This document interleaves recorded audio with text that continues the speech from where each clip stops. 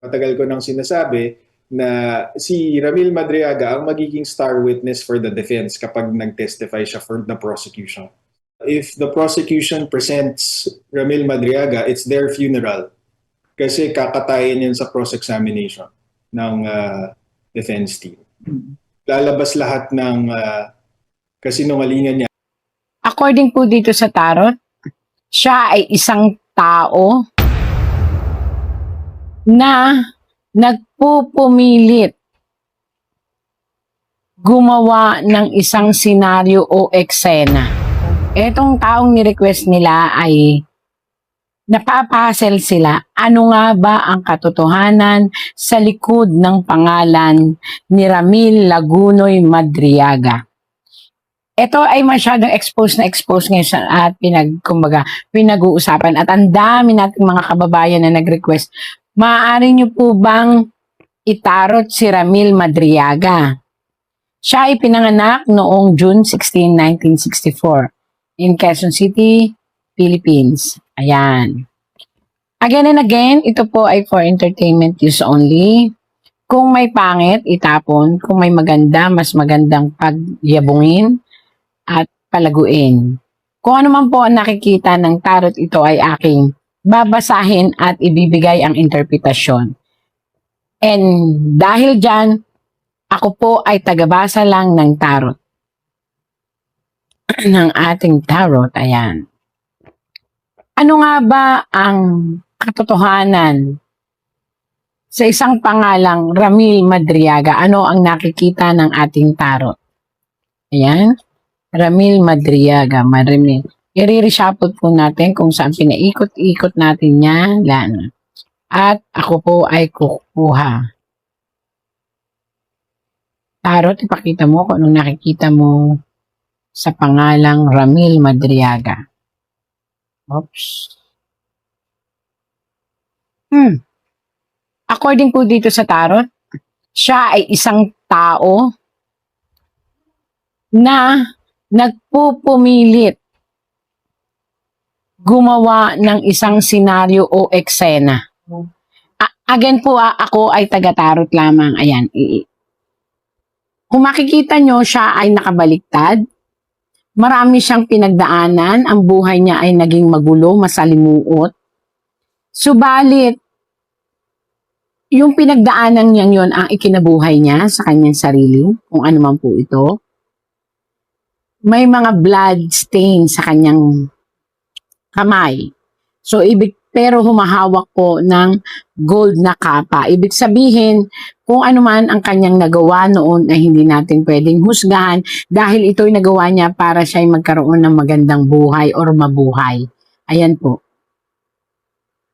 Yan po ang ibig sabihin niyan.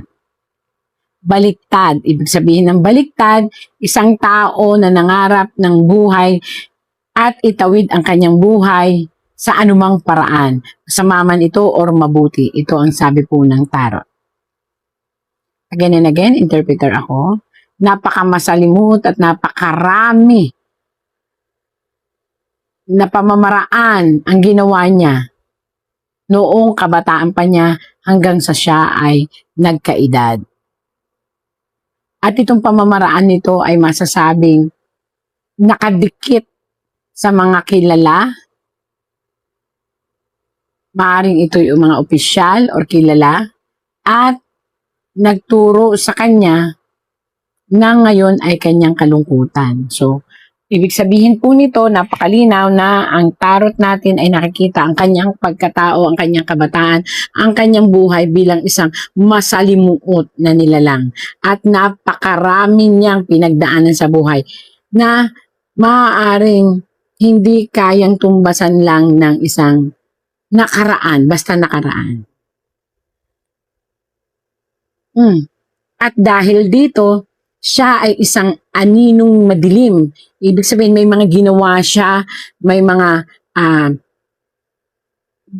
maaaring ito yung masyadong beyond the expectation, parang mala pelikula na buhay na para mabuhay siya, kinakailangan din niya gawain kung anong iniuutos sa kanya. Ito po'y ayon sa tarot lang, ha? Tarot lang po ito, binabasa ko lang po ang interpreter. Interpreter lang po ako ng tarot. Paulit-ulit na sinabi niya. Nagkaroon din naman siya ng maayos na pamumuhay kung kailan nagkaedad na siya. Ginawa niya ang lahat at nahawakan din naman niya ang malalaking halaga at salapi na sinasabi nga na naging dahilan kung paano siya nasusurvive sa kanyang buhay. Oops. Pero, ito ngayon ng mga pinagsasasabi niya, ayan na, nagalit ng tarot. Pero ngayon, yung mga pinagsasasabi niya po tungkol sa isang pamilya, kung saan dito siya ngayon nadidiin, kung ano ang katotohanan sa mga sinasabi niya. Ang sabi po ng tarot po nagsabi, ito ay huwag paniwalaan at ito po ay dapat pag-aralan. Ibig sabihin po, ang taong nagsasalita ngayon ay walang kredibilidad. Again and again, tarot lang po ito. Nakaayon po dito, nakabaliktad ang isang lalaki kung saan umahanap siya ng mga panlaban. Kaso ang panlaban po niya ay hindi espada, kung hindi mga punong kahoy, kung saan nagsasala-salabid ang mga dahon. So, dito po sa tarot na ito, masasabi natin na nakahawak siya sa napakamahinang katotohanan. Kahoy. Kung ito po ay naging espada, again, ipapaliwanag ko. Kung ito po ay naging espada, maaaring totoo pa ang kanyang mga sinasabi. Yun po yung sabi ng tarot, ha? Subalit, ang kanyang hinahawakan ay kahoy. Kung saan, kung mapapansin nyo po, ay may mga dahon-dahon. At yung dahon na yun ay salabid pa. Magkakahiwalay. Ang ibig sabihin, mahirap paniwalaan.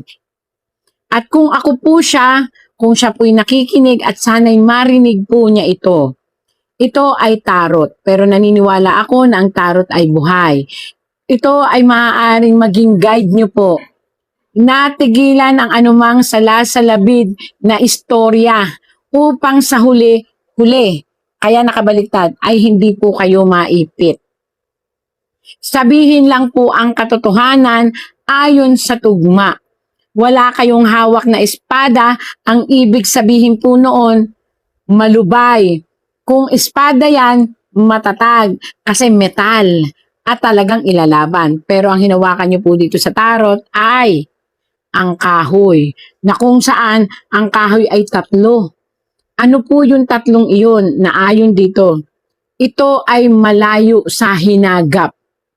Ang ibig sabihin nito, napansin nyo, nakahawa kayo, tapos malayo ang tingin, doon kayo nakatingin sa dagat, sa alon. Masyadong magulo ang alon. So, napakalayo po niya sa hinagap. Ibig sabihin, may mga sinasabi po na maaaring pagdating ng panahon ay pagsisihan ninyo at kayo rin po ang malunod dun sa alon na yon. Again and again, nagpapayo lang po ang tarot. Binabasa ko lang po ang interpretasyon ng tarot. Kung ano man po ang katotohanan natin, nito ay ipagpasa Diyos natin. Pero ayon sa tarot, yun po ang kanya nababasa. Oops! Naku po. Nakita nyo po ito? Inang bayan. Ayan na naman. Ito ang tunay na nangyayari. Ang inang bayan ay espada ngayon ang hinahawakan. Ang ibig sabihin, baka dumating ang time kayo po ay magkaroon ng malaking pananagutan sa batas ng inang bayan. Ito po kayo, nakabaliktad, kahoy ang inyong hinahawakan, samantalang ang batas, ang inang bayan ay bakal na espada. Kaya kung ano man po ang inyong sinasabi, kung ano man po ang inyong ilalahad, kung makakarating po ito sa inyo, ay pakaingatan sapagkat nakikita po rito ang isang malaking hustisya ng maggagawa ay ang batas ng inang bayan. Yan. Hindi naman po siguro lingit sa inyo na ang tinitira ninyo ay isang babaeng nakaupo. Kitang-kita po, isang babaeng nakaupo ang inyong binibigyan ng maraming, kwento, pabula. Kumbaga may iniistorya kayo, may kinukwento kayo, may ano bang tawag dito? May isinisiwalat kayo at yun po kitang-kita. At ang babaeng ito po ang pinupuntirya ninyo na ilagay dun sa maraming kwento. Ayan po yun. Signifies ng mabulang, mga bato na makukulay, ito po ay kwento. Ito po ay usapin na makulay. At ang babae ay gusto ninyong palibutan. Subalit nakita nyo po ba na ang makukulay na kwento nyo po ay tinatapakan ng babae? Pinapaliwanag ko po again and again, interpreter lang po ako. At hawak po niya ang matibay at solidong pambato sa lahat ng inyong istorya. Kung ako po sa inyo, sana naririnig nyo po ito. Pakaisipin nyo pong mabuti ang lahat ng inyong isisiwalat dahil isang solidong bakal na mapanganib ang hawak ng babaeng ito na magpapalaya sa kanyang reputasyon. Ibig sabihin, may malakas siya na katotohanan na pwedeng lahat ng inyong ibato ay kanyang masagot. At darating ang panahon, etong babaeng ito ay magiging maganda ang kalagayan. Naku po, ayan na po ang sinasabi ko sa inyo ha. Pag-isipan nyo pong mabuti kung itutuloy ninyo ang anumang salita na ibabato ninyo sa babaeng ito dahil ang kasunod po nun ay isang maligaya, masaya at makahulugang pagpapaupo. Ayan, ng pamilya. Ibig sabihin, may magaganap na isang nakapangingilabot na pagtatanggol mula po sa universe. Ayan po, oh, rainbow sa universe. Ito na naman po tayo ha, interpreter lang po ako. Kung mapapansin nyo po, sinasabi ko ang katotohanan na nai-interpret ko. Na kung tutusin, kung ang mga tao ay nakikinig, itinutuwid po tayo ng tarot. Bakit pa kinakailangan gumawa ng kahit anong mga salita ang isang tao para pabagsakin ang isang babae? Ayan ang liwanag ko. Na kung darating ang panahon, ay maliwanag pa sa sikat ng araw na siya ay maluluklok. Kaya kung ako po sa inyo, sir, ito po'y mabait ang tarot eh. Hanggat maaari po, sa tama lang ang sabihin. At wag nang magdugtong at magparabula or makinig sa mga may dalawang aso na nagtuturo. Ayan po, may dalawang aso na nagtuturo kung ano ang dapat gawin. Pero hindi dapat po ito pakinggan. Sabi ng tarot ha, kasi po alimango, katang or alimango o hipon or whatsoever ito, Scorpio or crab mentality. Ihilahin kayo, pabagsak nitong mga nag-feed ng anumang impormasyon na hindi na pag-aaralan. At baka sa huli, sa akala nyo kayo ay manalo, ang mangyari, bumaliktad ang sitwasyon at maipit kayo. Ayon sa tarot,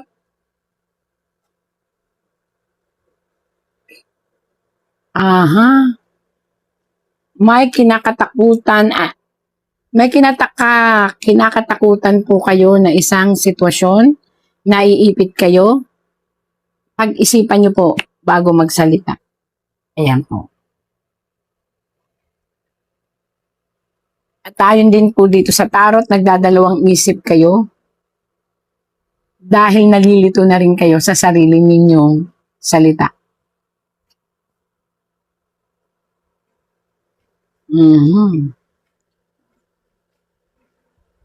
Delikado po ito.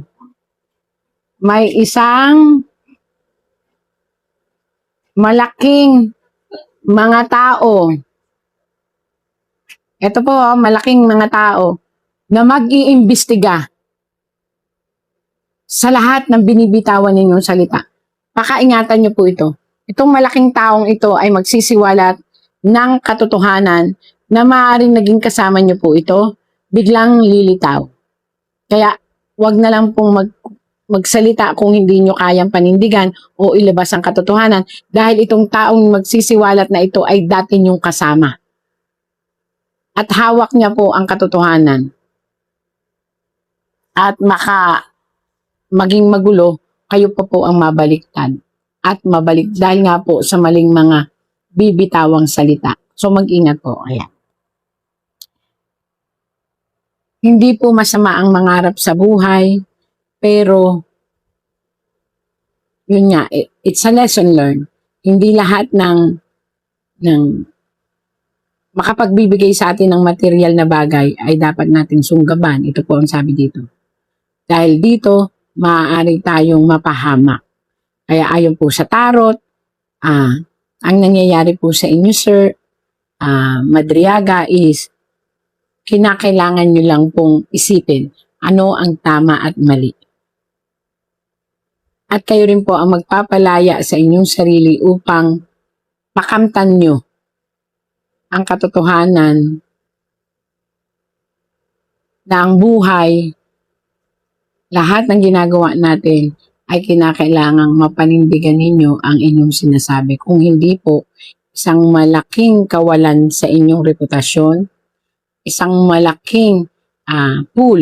Ibig sabihin, isang malaking kabaliwan ang mangyayari sa buhay ninyo at maaari pong mabaliktad sa huli ang senaryo. Kayo po ang maiipit. Pakaingatan po. Again and again, dito sa mundong ibabaw, kinakailangan lang po nating magsiwalat ng katotohanan. At ang tanong ng taong bayan, totoo ba ang sinasabi ninyo? Ang sabi po, ang inyo pong sinasabi ay lilitisin at lalabas sa huli na hindi katanggap-tanggap sa universe. Universe na po ito ha. Ang bawat salita dahil ito'y patutunayan at pabubulaanan ng universe. Naku, malalim yun. Ibig sabihin nun ito, ang inyong salita versus sa inyong ibinabato ay yun din ang lilitis sa inyo. And at the end,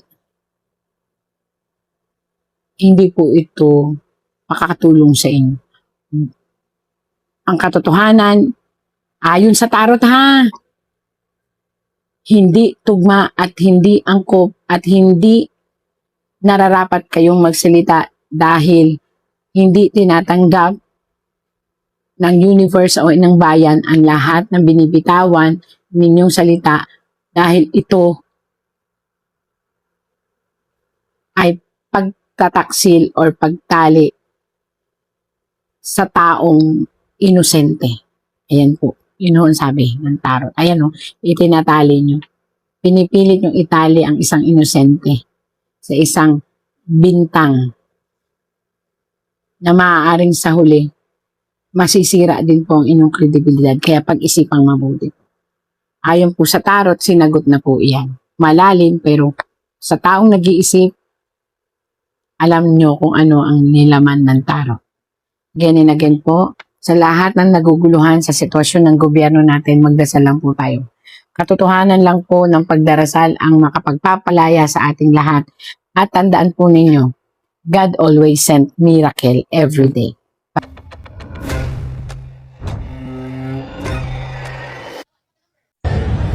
Ang sabi ko kasi ng mga Marcos vlogger, maunlad daw ang Pilipinas ngayon.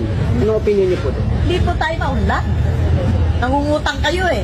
Kung maunlad kayo, hindi kayo nangungutang kung hindi nagpapautang pa kayo. Yan ang maunlad na bansa. Like Korea, nangungutang tayo. Hindi nga lang tayo pinautang, pinawian tayo. Dahil nakita nila yung corruption na nagaganap sa ating gobyerno. Ibig sabihin, pag pinautang tayo, nanakawit lang, bali-wala lang yung pera. Hindi tayo maunlad. Atarantaduhan po yan. Ano ba naman kayo mga vloggers kayo? Huwag naman yung lokohin ng mga Pilipino. Kayo, nagbablog kayo, sabihin nyo yung pawang katotohanan lamang. Hindi kailangan pagandahan dito o pagalingan. Ang kailangan iparating nyo sa bansang Pilipinas ang tunay na balita. Hindi po tayo umaasenso. Tayo po ay ngayon ay nasa crisis. Ang meron lang tayo ay yung mga atleta natin na nagdadala ng karangalan sa bansa natin. Katulad ni Alex, di ba ho? Yung ating sa tennis, sa boxing, sa Olympics, di ba ho? Yung mga Miss Philippines, Miss Universe. Yan po ngayon ang nagdadala lang kaya gumaganda ang imahe ng Pilipinas. Pero ang gobyernong ito, from national, local, and barangay, iisa lang po ang mga sistema ninyo. Mga bulok ang sistema ninyo. Puro kayo halos, kurap kayo. Siyempre, kung ang puno, kurap, pati ang pinakaugat ay kurap din. Kaya hindi ako naniniwalang umaasenso. Dahil kung umaasenso sa Pilipinas, eh di, maganda ang karsada. Di ba ho? Maganda na effort natin. Ang mga tao, may mga trabaho. Katulad sa Singapore, ang lit-lit ang bansa ng Singapore. May mahirap pa sa Singapore? Wala.